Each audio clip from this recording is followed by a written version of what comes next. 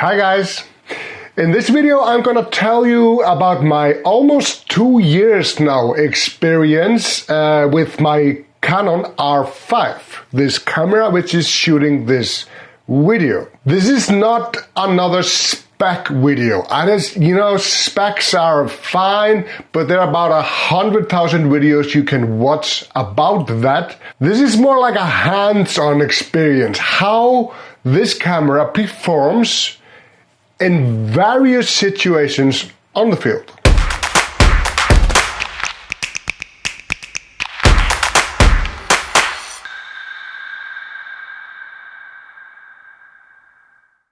But let me tell you one thing.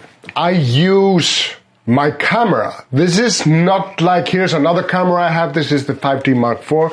These are not cameras I pick up occasionally on Christmas and stuff and shoot family in a nice, friendly indoor setting. I shoot landscape, I shoot travel, advertising, I do events, I shoot weddings, I shoot outside in the field, I shoot in studio. I do both photo and video, but the ability to do both of those things, video and photo, was the primary reason I got the R5. I always had two cameras. I had the 1DX Mark 1 and 2 and the 5D Mark 1, 2, 3 and 4, and with these two cameras, I had two cameras at a time, I could do everything I needed. But with the R5, here was a camera that supposedly could do it all and do it well. I do try to take as good care of my equipment as I possibly can, but I do shoot landscape, and this is done in freezing conditions, in snowstorms, blizzards here in Iceland. We have so much rain. It's the wind, like it's horizontal rain from time to time, and I shoot under waterfalls and also in the opposite, in extreme heat and humid climate, for example, in Vietnam. In the Gobi Desert, I had this camera in a sandstorm in the Gobi Desert. And I can tell you this, which was surprising to me, because, going from these tanks, these weather sealed tanks to a mirrorless camera, I always felt that the weather sealing couldn't be as good, maybe good, but not as good. But this camera, this R5 camera, handles just about everything I throw at it, weather-wise. It never failed me because it's wet, and believe me, it does get wet. And the sand and everything, it is just, the weather sealing is very good. And I might add that now for 15 years, I've been using Canon. And, it's not because I'm a Canon fanboy. I just started out with Canon, and I never had a reason to change. Well, I actually have thought about it, and I'll tell you more about this a little later. But the primary reason why I haven't changed brands is that in these 15 years, my Canon has never failed me. I've never been on the field with a broken camera. And this is a huge deal for anybody who is doing paid work. Having said that, I had one incident with the R5 which gave me a little bit of a scare. I was shooting hybrid, meaning I was shooting video and photos. It was a crazy condition. I was standing in the middle of the river. I was documenting a project that I needed photos and video, and I was shooting and changing between video and photo modes on the camera, and it was working fine until I got some error message on my screen, and I was like, okay, turn the camera off, on, same message. Took the battery away from it, and it was fine. This happened like 2 more times in that shoot, and this freaked me out a little bit because, this was the ultimate test for this camera. This camera, not this one. I was shooting a high quality video high quality photos. So there was a lot of data transfer from the buffer to the card. And I believe it was that. There it failed. And in that shoot, it happened 2 times more. And then 1 time after that, and at some point I upgraded the firmware in this camera, and it never happened again. So I'm assuming that this problem was prevented with a firmware update. However, I found with this shoot, I found the first thing that annoyed me with the R5. And it still does. And that is switching between modes. On the Canon 5D Mark IV, I have this little switch here. You know, this is photo, this is video. Very simple. On the R5, it's a combination of one button and another button. And when you look at the screen, nothing really changes on the screen. So you don't see visually if you're in photo or video. So in this project, I did a few mistakes. I was shooting video in photo mode, and it didn't hurt the project. I got everything I needed, but it could have.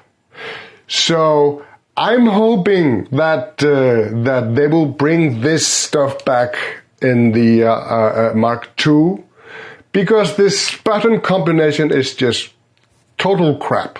When I'm doing those kind of reviews or telling people what I think about a camera, I'm not a big fan of comparing one camera to another camera. But it does sometimes give some clarity to compare a camera with another one in a similar price range. And, you know, and the cameras that people most like to compare are the Canon and the Sony. I tried just about every brand on the market, and the professional cameras. The entry-level camera I don't know so much about, but the professional ones I tried. But having said that, I only own and use extensively Canon, nothing else. So to read the spec and to try something in a lab environment, comparing stuff, you know, compared to like having a camera for months or years and putting it through the test, you know, so I cannot really give an accurate and fair comparison. So I asked 2 of my friends to help me with this review, if you like, because they are both using the R5 today, but they have been using Sony before. And I will tell you this, one of them is really happy with the R5, and the other one, not so much. And I found it interesting to include them both. Although my friend Benny, the one who is actually happy with the camera, he was happy to be on camera and talk about this. The other one, little camera shy, so he gave me some notes, so we will have him anonymous, but they are both like leading experts in the industry, and both been shooting for over 20 years. And I thought that between the 3 of us, we could provide a valuable input on the R5, because in the end, we are all working professionals. We've been doing this for a long time, and what matters to us is the end result, not necessarily what camera brings us there. When I first met Benny, he was shooting Canon. But at the time, there was a rising demand for shooting hybrid, like video and photos, and even the Canon kind of paved the way with the 5D Mark II. Sony just like they did better in the race of, for example, 4K video, image stabilization and stuff like that. But he describes his relationship with Sony to be bumpy. So when the EOS R arrived, he switched back to Canon. Why? Mostly because of colors. The other photographer was shooting Sony, switched recently to Canon, and talking to him, it seems, well, he wants to go back to Sony. He feels his Sony A7R4 is superior to the Canon R5 in all way except one: colors. This is nothing new, but it's very controversial. So what are good colors? So I'm going to let my friend Benny explain it. So it's basically down to colors. Basically colors, yeah. If the Sony would have better colors, you would stay there, or? Yeah, I think so. I probably would have stayed, but there are a few things. It's like skin tones, they have to be accurate. Yeah. I really like saturation, like heavy saturated colors. I often found that like in Capture One, if I was adjusting my RAW files on the Sony, I was up to like 35, 40, 50 in saturation and still not satisfied. So let's say you had a red color or blue sky or something. Yeah. I was still not getting the saturation I was hoping to get, like, like in Velvia or film back in the days or whatever it was. So the color, they would just start to like become like one big massive red clunk or blue clunk or something. So banding starting to occur and so on. So that was another thing. So like these two aspects were like, and another thing for the video is like, it's so easy to get hyped up in like, when you say it, like marketing gimmicks. Like if someone says, it shoots 4K, it's like, 4K what? Yeah. So, many cameras, they have 4K, but I think we should always ask ourselves, what's the bitrate? What's the codec? I think that's one thing, back then Sony could do like 4K, but the bitrate was really low. So we were shooting 420, really low bitrate. So there was not much headroom in grading. Oh, yeah. So I think that with the R had like a really big codec, like a high bitrate. So yeah, that was another thing. So, I think there's a lot, like we kind of get hyped in like this, marketing gimmicks, like, it shoots 4K or 8K, what it is, but you have to go deeper in it. Yeah. So, but I do hear this argument thrown around a lot with the Canon color science there, so amazing, the skin tones are so amazing. Then I hear the other side, they say, well, you can adjust it in post. You can get the desired effect in post, even if there's some different. And some people even say they feel like the Sony color science is better. But it's like it's probably which team you're playing. But what is exactly? I mean, with let's say photos. Yeah. Okay, let's say photos. Let's say the photos you were getting, the people shot. You do a lot of commercials, so it's pretty important that you get accurate colors. So, but the colors you were getting, the skin tones you were getting from Sony at that time, they just weren't good enough, and you weren't unable to fix it, or what? Yeah, under special circumstances, like bad bulbs or some strange, like most of the time fine in daylight. Yeah.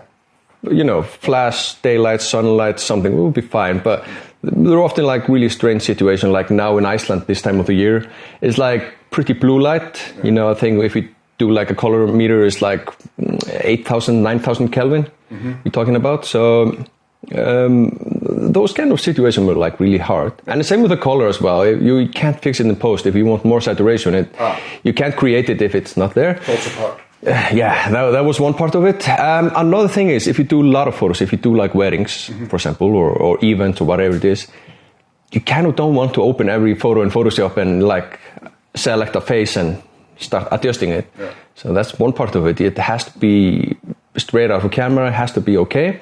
But I think, along the way, they got really better. So like every camera got better, but then got the problem as well, like here I have two bodies, sometimes three bodies. They have to match, if you're on a set, you're shooting commercial or something, you're shooting on 3 cameras, they have to match, That was kind of a problem as well. I had like the first version, second and third, and they were all different. Like one had like a green hue and another not. Color profile between Sony cameras like even just versions of Mark 2, Mark 3, they weren't the same. And they advertise it. So like, they came like a new body. It's like, oh, we got a new color sign. It's like, oh, damn it, Yeah, really? Okay, so they told it like it was good. Yeah, they do. They're still doing. I think it's like they do like some video thing. And it's like, oh, we got a new color profile. It's like, oh, damn it. It's so because we can't always afford to have like 2 or 3 like shooting video. You want to have A, B, and C camera. Yeah. It can be quite expensive to buy 3 of the same newest cameras, So it's kind of handy if you can use older bodies as B and C cameras. So I saw a video in 2018 with Tony Nortrup, or however you say it, where he claimed that he had done like a scientific experiment on camera color science, a poll online where he basically sent out some photos taken with 4 different cameras, and that included Sony and Canon, where he asked, I think it was like 1,500 random people on what color they liked the best. And what he took from that is that Canon scored last and Sony was on the top. And brand loyalty is the most with Canon users, where Canon users would pick the photo marked Canon, even if the photo were not tagged correctly. Although I found this interesting, I don't agree measuring this in that way is relevant. Most people don't even color calibrate their screens. So same photo is going to look very different depending on what screen people are using. And most people, most users, they don't even notice like major problems like green or magenta color cast on the photo.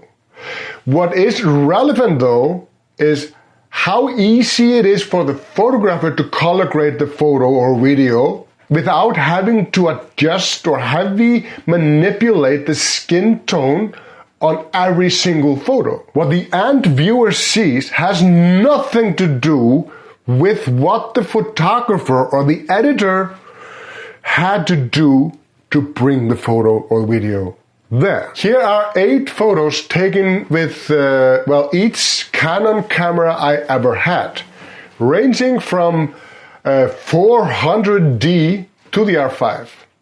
They are unedited, they're straight from camera, and if you are being fair, you must see the skin tones in every photo is pretty good. And the colors and the photo in general does not need a lot of editing. This is really important for me because I'm not gonna take like a whole wedding reception, 200 photos or something, and correct the skin tones. If the skin tones are good, the photo works. This is the general rule. Now, general rule doesn't apply to if you're doing something fancy or something different with your edit.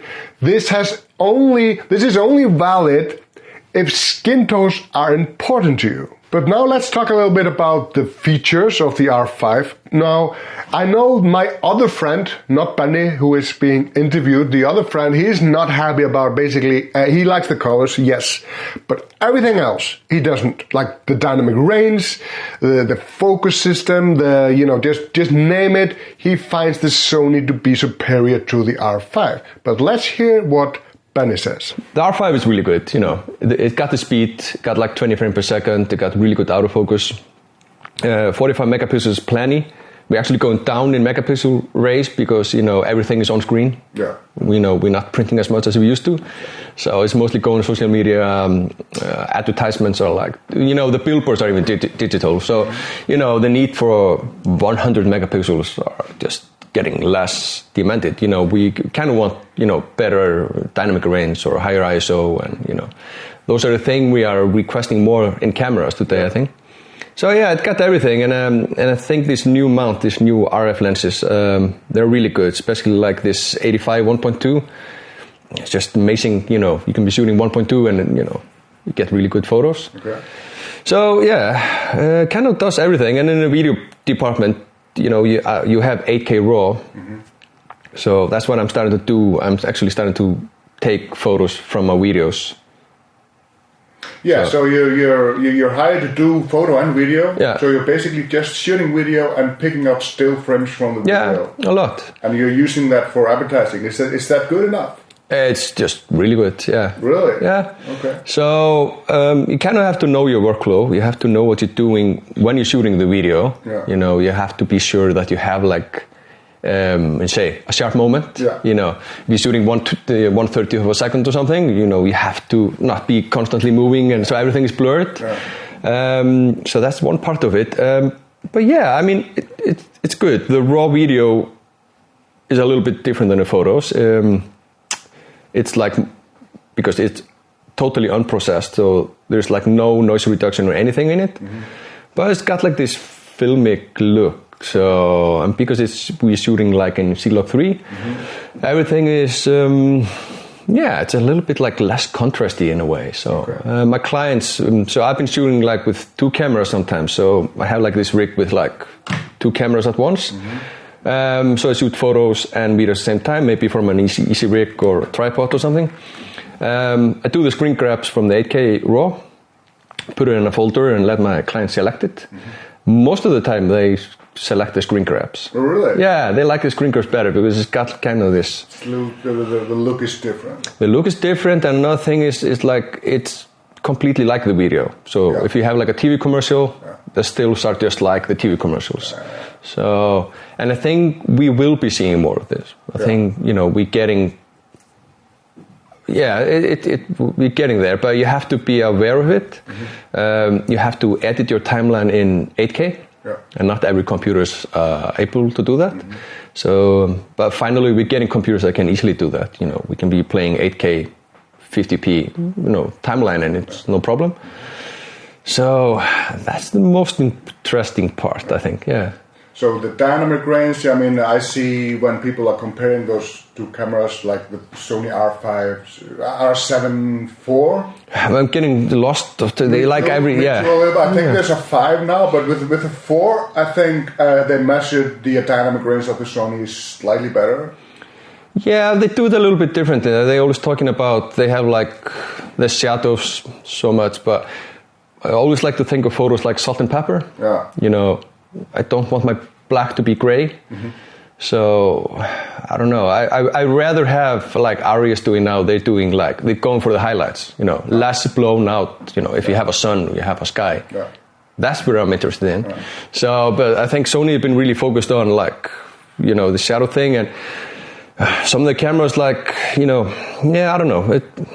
At least I'm happy with the dynamic range. Yeah. But I think the improvements for future bodies and development is like, bring the highlights. I want the highlights in, basically without having to shoot HDR. Yeah. Just, I want my dynamic range to shift that way, you know, not in the shadows, because I want my shadows to be black, you know. I did some tests with this not so long ago, and I had some photos taken off me with a Sony camera. Mm-hmm. Very underexposed, like 3 stops underexposed. But when I raised it, it was just beautiful. And I think that's where Sony had like, back in the days, a lot of, that was one of the argument, you know, to go there was like, the dynamic range is so much better. But, you know, I don't think so today anymore, you know, at least I'm happy with it, but this is one aspect I think, you know, get the highlights. You know, that's where I want to see the future of everything. So there were a few things here. First, dynamic range. Me personally, I do think the dynamic range and the light sensitivity is better in the Sony 7R4 than the Canon R5. But I do think the R5 is good enough for everything I do, because you will always reach a camera's limitation, you know, one time or another, and then it's up to you, the photographer, to bypass those limitations. Here, for example, I'm shooting from a cave, a kind of a cave behind a waterfall, and I'm shooting straight into the sun. Now, every camera, no matter the dynamic range of that camera, is going to struggle with this. I had my Canon R5, and I had my 24 to 105 millimeter lens. I could have done it differently with a wider lens, but I wanted to test the camera. So I shot this at 24mm. This is a 10 photo panel. So each row was 5, and it's 2 row, and each photo was 5 exposure brackets. So it was 50 photos. And I did this handheld, and the result is simply amazing. I'm sure I could have done this with a similar Sony, but the point is, like I mentioned before, there will always be limitations on dynamic range, on everything. There will always be limitations. But the thing is, the limitations are usually the photographer, not the camera. I took this photo in Mongolia with my R5. It was pretty dark, but we had nice light coming in from the tent door. This is shot in a gear tent. The exposure is good. The skin tones are great. Here's another photo my friend took of me, and exactly the same light, same time, same setting, same everything. He had the Sony R4. For some reason, he shot it very underexposed. So it's like 2 stops. But when I raise it 2 stops, it looks fine. There's no issues. I can also lift my R5 photo 2 stops. That will overexpose the subject, but the colors and the shadows look good. So raising both cameras 2 stops is no issue. To see the shadow details from the Sony, I have to go 2-3 stops more. Usable, but falling apart. But I also lift the R5 photo 5 stop. It's overexposed because it was correctly exposed to begin with, but you can see the shadows and the details. It works, it's fine. It's 5 stop up. And, you know, if you're 5 stops off, the problem is not your camera. Because it's way overexposed, it's kind of washed out a little bit. But if I push the blacks, it's actually not that bad. But comparing the latitude and the shadows of the R5 and the Sony 7 IV, Sony wins. They do have better. Sony has better shadows. Sony has better dynamic range. That's given. This photo is shot with the R5 and it's 4 stops underexposed. I just pulled up the exposure 4 stops and I have a usable photo. Any camera that can do that is good enough, no matter what logo it has. So the lesson here, if you're missing exposure by that much on a regular basis, you don't need a new camera, you need a photography lesson. More common scenario would be like this.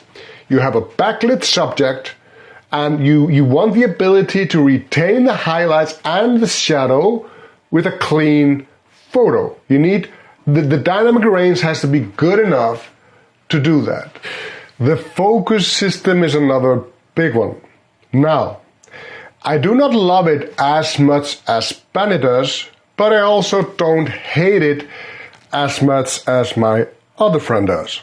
He just simply does not like the focus system. He says it's so much better on the Sony. Now, I don't have the experience with the focus system on the Sony to be able to say if it's better or worse. I will say that the focus system on the R5 is very good. It's very good. It's very usable, and it has like this human, eye detection and this animal, and it is. Let me tell you this. At first, I was pretty underwhelmed. To be fair, I was. After the latest firmware upgrade, the last time I upgraded it was just like a few days ago, maybe 3-4 weeks ago.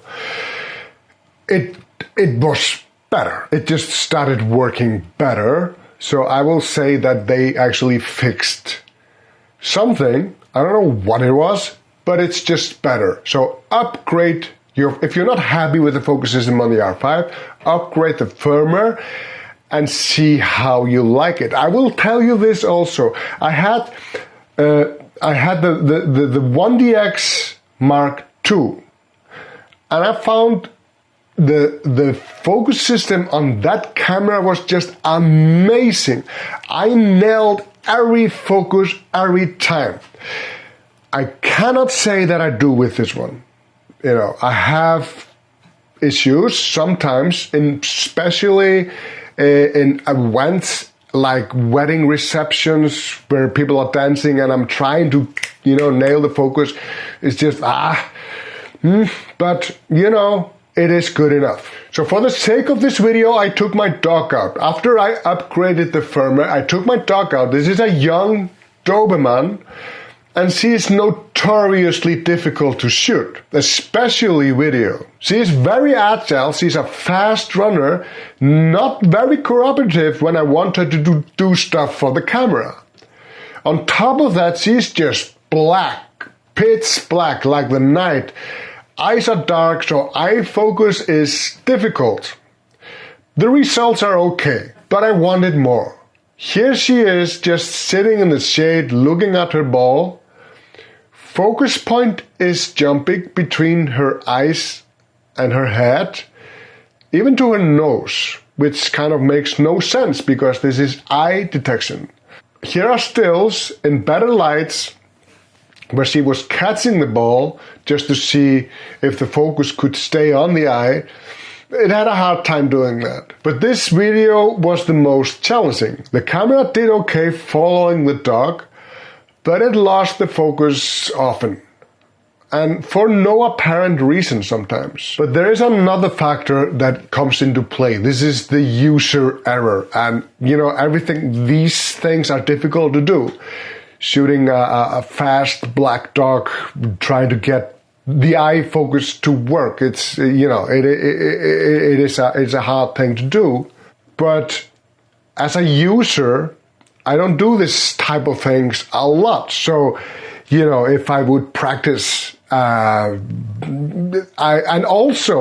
find sometimes the focus system, the menu system, how to set the focus can be quite complicated. So I'm saying I can improve my use of this R5 focus system a lot by simply spending more time with it, learning how to use it better. For example, another user error when I was shooting the interview with Benny. So I didn't have a cameraman, I was the cameraman. I had the camera shoot over my shoulder and Benny was sitting in front of me. And it was fine until I sat down. Then for some reason, the focus got on the back of my head and not on his face, even if there was eye detection. So I looked at it later and I saw I could have prevented it with setting the focus system correctly. So more often when you find issues like this is a user problem, not a camera problem. But in regular things like following a person, walking, so simple stuff, I never had any issues. But having said that, if a camera in 2022, now soon to be 2023, if your camera can't do that, follow a walking person, forget about it. Another thing I had in my R5 that I never had in any camera before was IBIS, because in camera stabilization, because Canon never had that. Canon was very late to the game with IBIS, which was one of the reasons why I almost switched brands one time. But that's another story. But it works great. It actually works very well, and I'm sure it does in the Sonys and all the camera. I'm just saying in this camera, it is very good. I hardly need a tripod anymore. I need for my travel stuff, when I go to Vietnam or Mongolia, stuff like that, I almost never use a tripod anymore. And I used to use it a lot. And for landscape, I do use tripod more. because of bracketing, because of stuff, and also a longer exposure than an eyepiece can handle. But I did a test. Here, I shot this photo, and it's a half a second exposure with my arm stretched out over the river. I was like this, over the river, stretching out, and I had no issues. Even here, I went up to 0.3 seconds because the girl couldn't stay still for longer than that. Even here, you can see she moved her hand a little bit, but there's no camera shake at 0.3 second, at half a second, and that's pretty fucking good. Most talked about flaw in the R5 was overheating issues, and I think that they just completely got away from it with firmware updates. Having said that, I had never had an overheating issue on this camera, even if I do shoot a lot of video. What I don't do on a regular basis is shoot a lot of 8K video, which was the primary reason for the overheating. That doesn't mean I'm not going to use 8K in the future, because like what my friend Benny talked about, because he shoots a lot of hybrid. He shoots a lot of commercials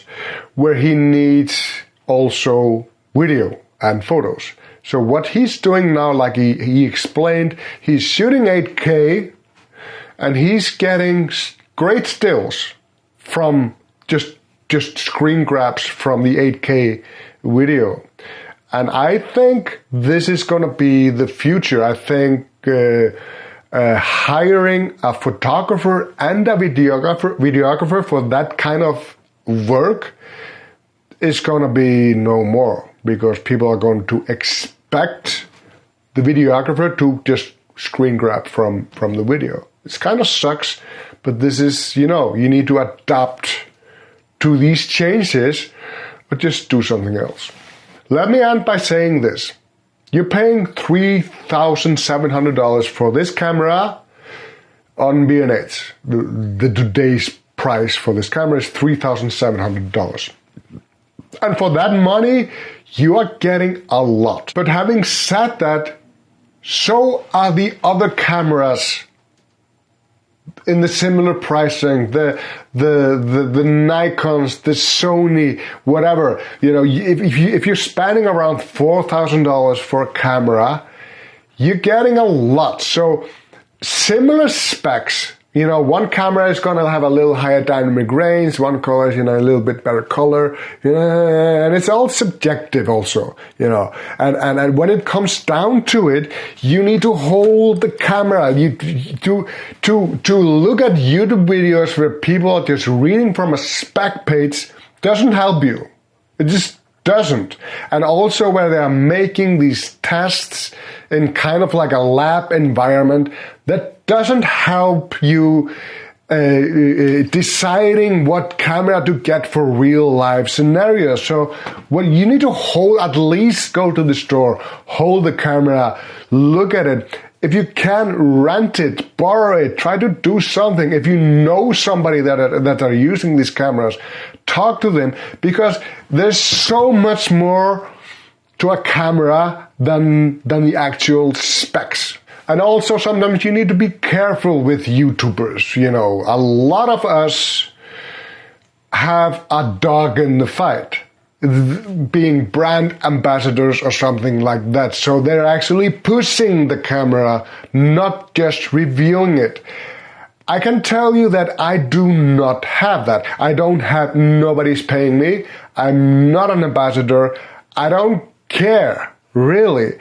I'm just doing this video because I use this camera now for a long time, extensively, in variety of different scenarios, and I'm just telling you how it has worked for me. Now, having said all that, specs are important. It does matter. you know, to know what you're going to buy, to know what you're going to test. And there are only 2 guys on YouTube that I actually kind of trust with that. One of them is Gerald Undone, and he is just a master of this. And I believe that most YouTubers that are doing specs, you know, on cameras, they check on him and then they copy his findings. It looks, I'm not sure, but it looks very likely. And then we have Philip Bloom. He's just a master of his craft, and I will leave their links in the description. So I hope you enjoyed. I hope you took something from this video about this camera. It works well for me. Will it for you? I don't know. That's what you need to find out.